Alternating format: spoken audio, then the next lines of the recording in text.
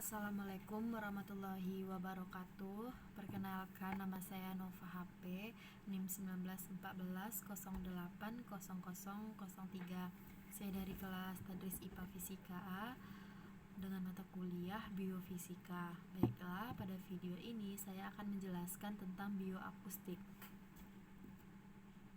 Yang pertama, pengertian bioakustik. Bioakustik ini berasal dari kata bio dan akustika, yang mana bio artinya hidup dan akustika artinya kajian getaran dan bunyi.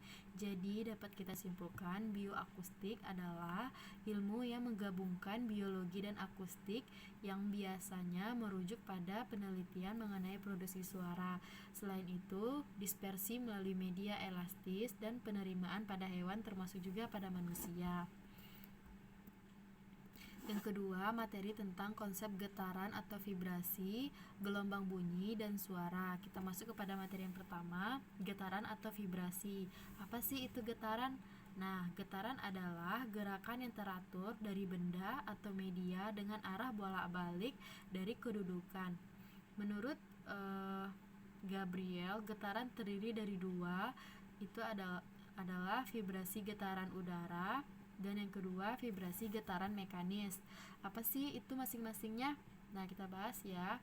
Vibrasi getaran udara ini adalah getaran udara yang ditimbulkan oleh benda yang bergetar dan dirambatkan melalui udara yang akan mencapai telinga.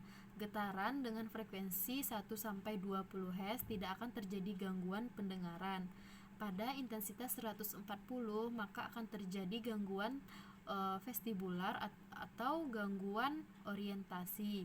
Selain itu juga kehilangan keseimbangan dan mual-mual. Nah, itu yang akan diakibatkan pada intensitas melebihi dari 120 Hz. Dan vibrasi getaran mekanis adalah proses industrialisasi dan modernisasi teknologi yang mana akan selalu disertai dengan mesin-mesin atau alat-alat mekanis yang dijalankan motor. Contohnya, vibrasi karena getaran mekanis yang mengakibatkan munculnya resonansi atau turut bergetarnya alat-alat tubuh dan berpengaruh terhadap alat-alat tubuh yang sifatnya mekanis. Getaran mekanis ini terbagi menjadi dua, yaitu getaran pada seluruh tubuh dan getaran pada lengan-lengan. Yang kedua ada gelombang bunyi. Apa sih itu gelombang bunyi? Nah, kita bahas ya. Bunyi adalah getaran yang menimbulkan gelombang longitudinal yang merambat melalui medium perambatnya sehingga dapat didengar. Gelombang bunyi merupakan vibrasi getaran dari molekul, zat, dan saling beradu satu sama lain. Nah, syarat terjadinya bunyi adalah yang pertama ada sumber bunyi yang bergetar, yang kedua ada zat perantara yang merambat gelombang bunyi dari sumber ke telinga. Yang ketiga, getaran mempunyai frekuensi tertentu yaitu di antara 20 Hz sampai 20.000 Hz. Dan syarat terjadinya bunyi adalah indera pendengar dalam keadaan baik. Sifat gelombang bunyi. Apa aja sih sifat gelombang bunyi? Nah, gelombang bunyi mempunyai sifat yang memantau, diteruskan, dan juga diserap benda. Apabila gelombang suara mengenai tubuh manusia, maka bagian dari gelombang akan dipantulkan dan bagian lain akan diteruskan ke dalam tubuh. Dan sifat gelombang bunyi itu adalah penyerapan energi bunyi akan mengakibatkan berkurangnya amplitudo gelombang bunyi. Materi yang ketiga adalah suara. Suara dihasilkan oleh getaran suatu benda. Selama bergetar, perbedaan tekanan terjadi di udara sekitarnya. Suara berkaitan dengan yang pertama frekuensi. Apa itu frekuensi? Nah, frekuensi adalah banyaknya periode dalam 1 detik dan satuannya itu Hz atau Hz. Yang kedua, amplitudo. Apa sih itu amplitudo? Amplitudo itu adalah keras lemahnya bunyi atau tinggi rendahnya gelombang dan satuannya adalah desibel. Dan velocity. Apa itu velocity? Velocity adalah kecepatan perambatan gelombang bunyi sampai ke telinga pendengar. Dan satuannya adalah meter per sekon.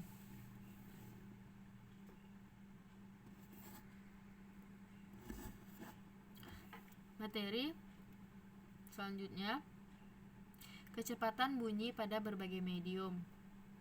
Bunyi dapat merambat dalam berbagai medium, misalnya seperti udara, zat cair, zat padat, atau untuk sampai ke telinga. Nah, di sini mediumnya udara, maka cepat rambat bunyinya 331 meter per sekon. Pada udara 15 derajat Celcius, maka cepat rambat bunyinya 340 meter per sekon. Pada air yang bersuhu 25 derajat Celcius, maka cepat rambat bunyinya 1490 meter per sekon. Pada air laut dengan suhu 25 derajat Celcius, maka cepat rambat bunyinya 1530 meter per sekon. Pada aluminium yang bersuhu 20 derajat Celcius, maka cepat rambat bunyinya adalah 5100 meter per sekon. Pada medium tembaga dengan suhu 20 derajat Celcius, maka cepat rambat bunyinya 3560 meter per sekon. Pada medium besi dengan suhu 20 derajat Celcius, maka cepat rambat bunyinya adalah 5130 meter per sekon. Dan mediumnya darah dengan suhu 37 derajat Celcius, maka cepat rambat bunyinya adalah 1570 meter per sekon. Konsep gelombang bunyi yang mempengaruhi proses pendengar pada makhluk hidup atau manusia.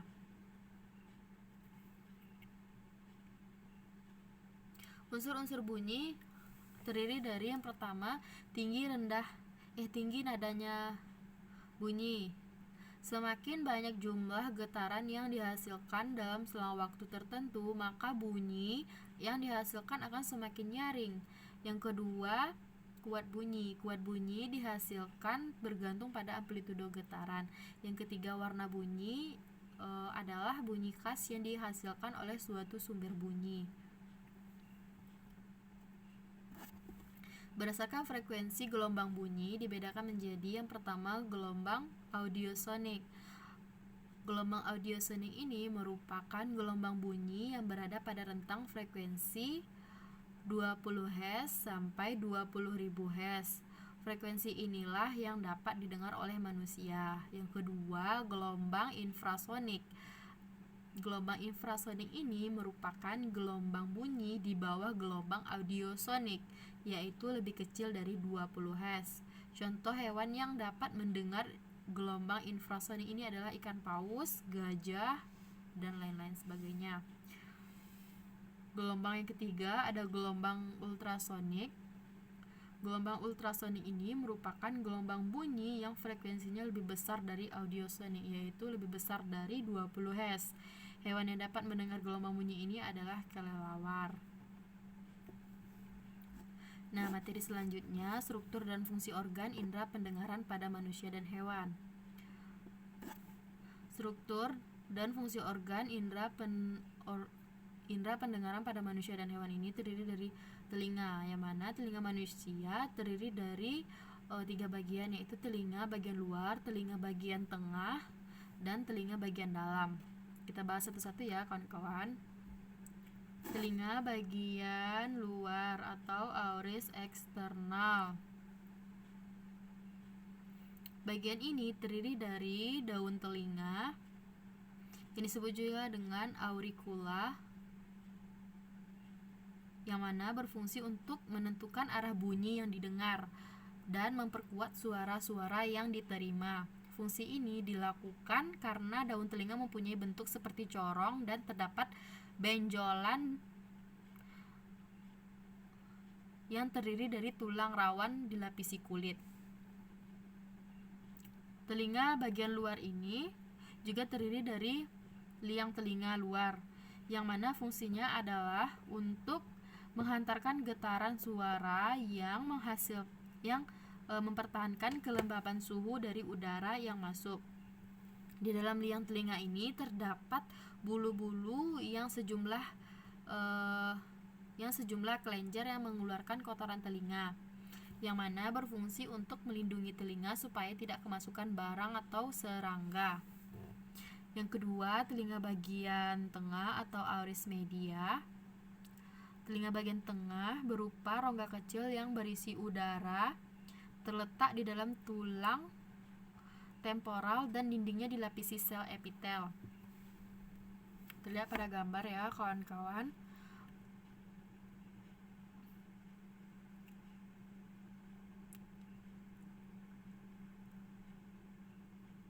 Dan yang ketiga adalah telinga bagian dalam. Telinga bagian dalam ini merupakan bagian terpenting dari telinga. Labirin adalah suatu rongga berisi cairan perilimfe dan letaknya di tulang pelipis yang berfungsi untuk melindungi bagian dalam. Dilihat dari segi anatomi, telinga bagian dalam terdapat serambi, saluran-saluran gelung, dan rumah siput. Serambi ini berhubung dengan saluran-saluran gelung dan rumah siput. Saluran-saluran gelung ini merupakan alat keseimbangan, sedangkan rumah siput adalah bagian dari indera pendengaran. Dalam telinga bagian dalam terpenting adalah organ korti. Organ korti ini merupakan suatu reseptor pendengar yang terletak di dalam koklea atau rumah siput pada bagian skala media, tepatnya di atas membran basilaris. Organ korti ini berupa suatu deretan sel-sel rambut yang jumlahnya berkisar antara 24.000 sampai 31.000 ke atas atau lebih. Deretan rambut-rambut tersebut dinamakan dengan tali pendengaran. Selanjutnya, proses pendengaran pada manusia. Yang pertama adalah proses pendengaran manusia. Pertama dimulai dari daun telinga, yang mana berfungsi sebagai untuk menangkap suara-suara di sekitar dan memasukkannya ke kanal atau lubang telinga. Proses kedua ini merupakan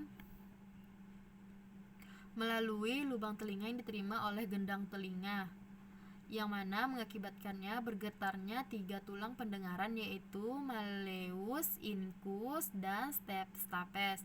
Kemudian menyalurkannya ke koklea atau rumah siput. Yang ketiga, prosesnya adalah di dalam koklea atau rumah siput terdapat hair cell yang bergetar akibat suara, dan getarannya menghasilkan getaran listrik yang dihasilkan dari energi kinestetik, sehingga aliran listrik itu menjadikan sinyal yang mengeluarkan ke otak, yang menyalurkan ke otak yang dialiri oleh syarat pendengaran. Untuk selanjutnya otak akan bekerja mengartikan semua suara-suara yang masuk tadi. Materi selanjutnya alat bantu dengar untuk gangguan pendengaran pada manusia. Alat bantu dengar merupakan suatu alat akustik listrik yang dapat digunakan oleh manusia dengan gangguan fungsi pendengaran pada telinga. Alat bantu dengar ini terdiri dari 3 bagian, yaitu mikrofon, yang kedua amplifier, dan yang ketiga adalah speaker. Alat bantu pendengaran menerima suara melalui mikrofon yang mengubahnya gelombang suara menjadi sinyal listrik dan mengirimkannya ke amplifier. Penguat suara kemudian meningkatkan kekuatan sinyal dan kemudian mengirimkannya ke telinga melalui speaker. Materi selanjutnya, fungsi telinga dalam menjaga keseimbangan tubuh makhluk hidup. Pada telinga terdapat bagian berbentuk semi lingkaran berisi cairan endolimfa dan sensor gerakan yang menyerupai rambut-rambut halus. Pada bagian ini dikenal sebagai kanalis semisirkularis, yang mana fungsi telinga bagian dalam memang sangat jarang disadari. Padahal fungsi telinga dalam dapat dikatakan merupakan kunci dari indera pendengaran dan fungsi keseimbangan tubuh. Selain karena ukurannya yang kecil, memang tidak bisa melihatnya secara langsung karena letaknya yang dalam. Materi selanjutnya, sistem sonar atau ekolasi pada lumba-lumba, gajah, dan kelelawar. Kita bahas satu-satu, yaitu pada lumba.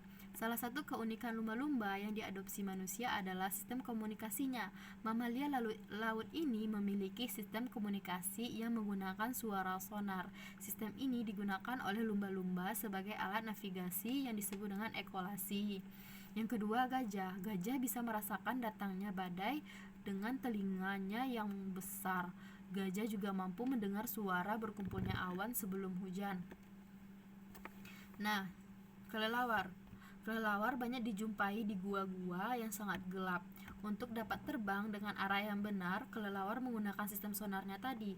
Kelelawar biasa berterbangan di tempat-tempat yang terpencil. Materi selanjutnya, kerja sistem sonar yang digunakan pada radar atau alat-alat yang terinspirasi dari sistem sonar makhluk hidup. Yang pertama adalah ultrasonografi atau USG.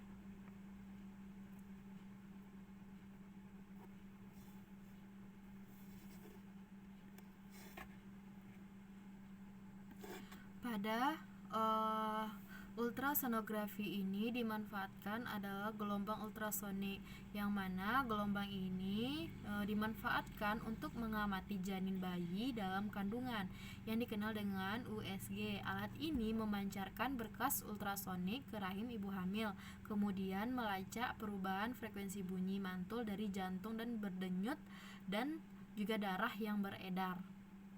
Yang kedua, gelombang ultrasonik digunakan untuk mendeteksi adanya penyakit pada manusia. Bunyi ultrasonik digunakan dalam bidang kedokteran dengan menggunakan teknik pulsa gamma, yang mana teknik ini hampir sama dengan sonar.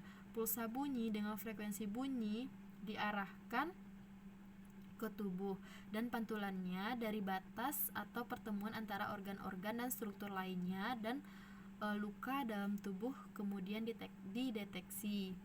Dengan menggunakan teknik ini, tumor dan pertumbuhan abnormal lainnya atau gumpalan fluida dapat dilihat. Selain itu juga dapat digunakan untuk memeriksa kerja katup jantung dan perkembangan janin dalam kandungan. Informasi mengenai berbagai organ tubuh seperti otot, jantung, hati, dan ginjal bisa diketahui, sehingga frekuensi yang digunakan pada diagnosis dengan gelombang ultrasonik antara 1 sampai 10 MHz. Yang ketiga adalah menghitung jarak kedalaman dasar lautan. Gelombang ultrasonik digunakan untuk melacak kedalaman dasar lautan yang diperoleh dengan cara memancarkan bunyi ke dalam air. Gelombang bunyi akan merambat menurut garis lurus hingga mengenai sebuah penghalang, misalnya dasar laut. Ketika gelombang bunyi itu mengenai penghalang, sebagian gelombang itu akan dipantulkan kembali ke kapal sebagai gamma. Prinsip kerja sonar untuk mengukur kedalaman laut adalah alat pada kapal yang disebut dengan transducer, yang akan mengubah sinyal listrik menjadi gelombang ultrasonik yang dipancarkan ke dasar lautan.